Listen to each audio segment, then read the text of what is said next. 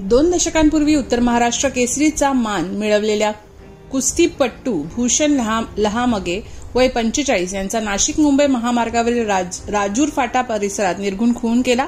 कारमधून आलेल्या मारेकऱ्यांनी भूषण यांच्यावर कोयत्याने वार व गोळीबार करून हत्या करीत पळ काढला।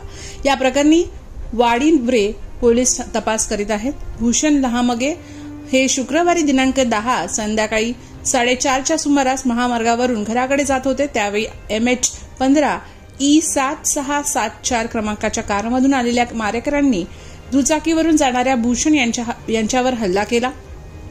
दुचाकीवरून खाली पडलेल्या भूषण यांच्या डोक्यावर पोटात कोयत्याने वार केले। या हल्ल्यात वर्मी घाव बसल्याने भूषण रक्तबंबाळ झाले। त्यानंतर हल्लेखोरांनी कारमधून मुंबईच्या दिशेने पोबारा केला। ग्रामस्थांनी तातडीने भूषण यांना जिल्हा शासकीय रुग्णालयात दाखल केले, मात्र त्यांचा मृत्यू झाला होता।